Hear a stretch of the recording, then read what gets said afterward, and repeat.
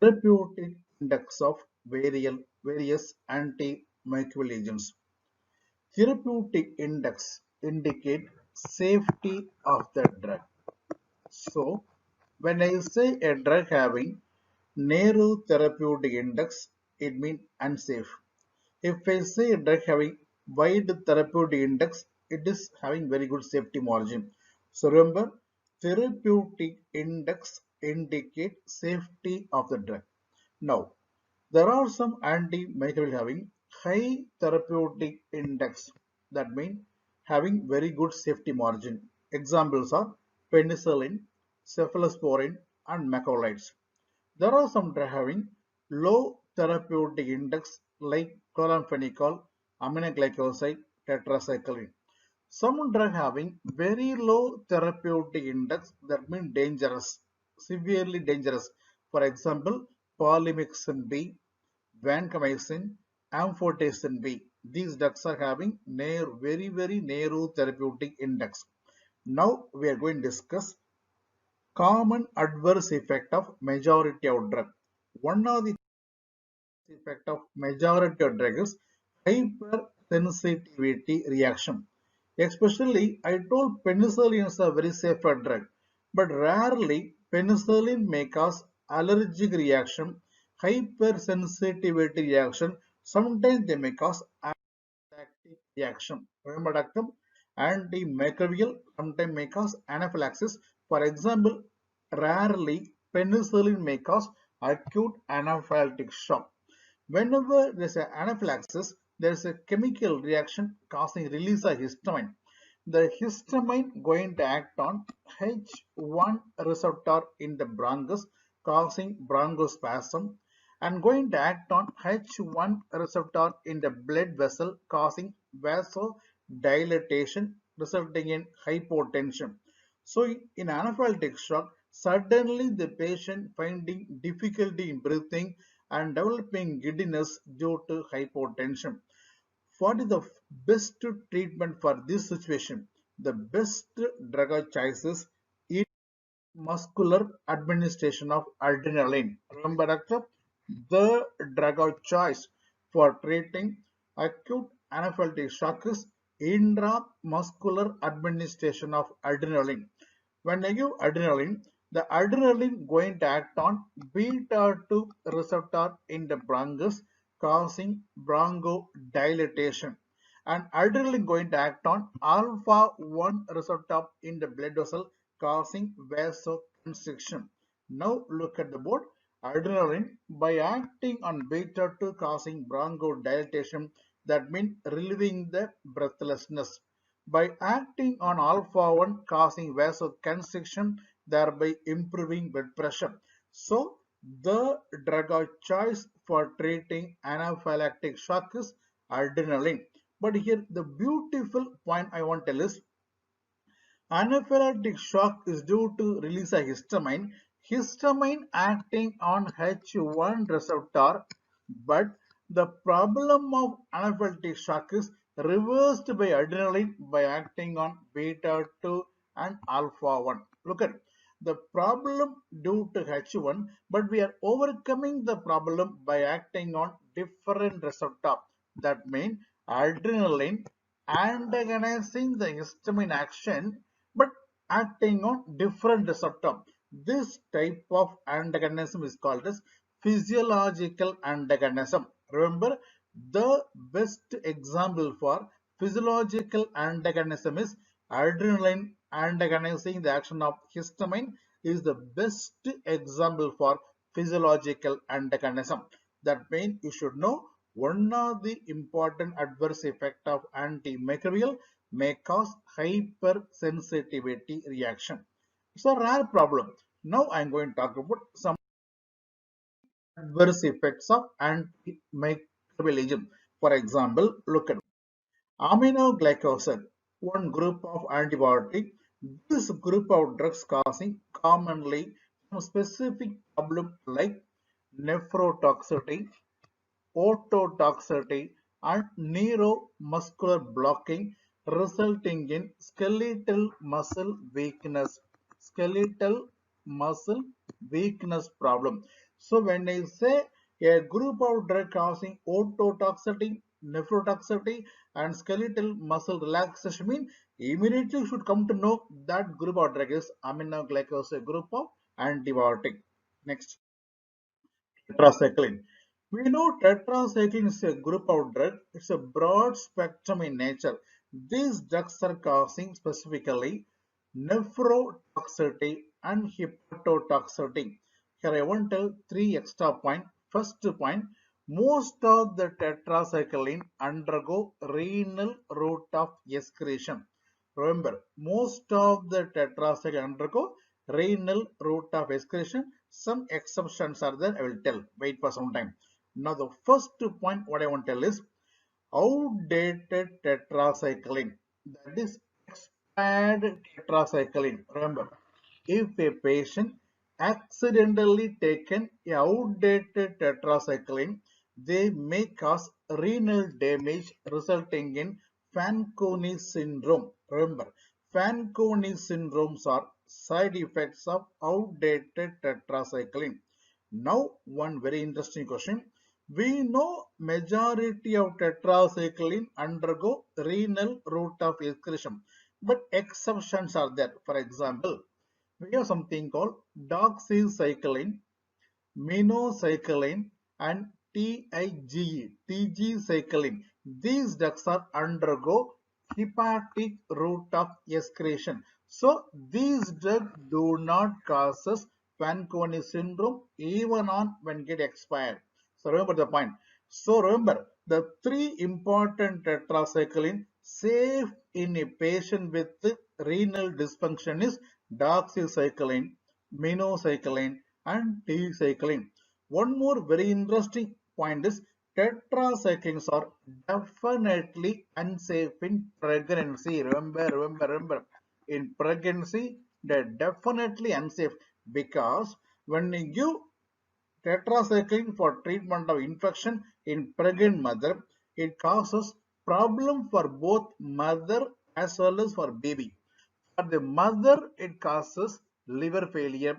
For the baby, it causes bone and teeth problem. So remember, doctor, the antibiotic group definitely contraindicated in pregnancy. Think of tetracycline because tetracyclines are harmful for both mother as well as baby. Now coming to next group of drug called glycopeptide group of antibiotic. Glycopeptide group. Here best example vancomycin. The vancomycin is a very good drug of choice for MRSA. This drug causing some important problem like red band syndrome, nephrotoxicity, and ototoxicity. Here, vancomycin means the most important side effect should come to mind is red man syndrome. The red color is due to release of histamine. Vancomycin releasing histamine, the histamine causing vasodilatation, thereby flushing and redness. So, red man syndrome is due to release of histamine. Next, we have one group of drug, clonfenicol, a drug useful for treatment of typhoid fever. This drug may cause side effect of bone marrow suppression, and when you give this drug for less than 1 year old baby, it may cause gray baby syndrome. Remember, doctor, a antibiotic causing gray baby syndrome in think of chloramphenicol. And next very important drug, amphotericin B. Amphotericin B, one of the very important antifungal agent. This drug causes side effect of nephrotoxicity and myelosuppression. The most important problem, nephrotoxicity. Dose dependent toxicity, nephrotoxicity, but also causing myelosuppression. That means, doctor, we discuss some important specific adverse effects of some antimicrobial agent. Now, question, look at this photograph. There is some reaction in the neck and chest. This reaction due to exposure to sunlight.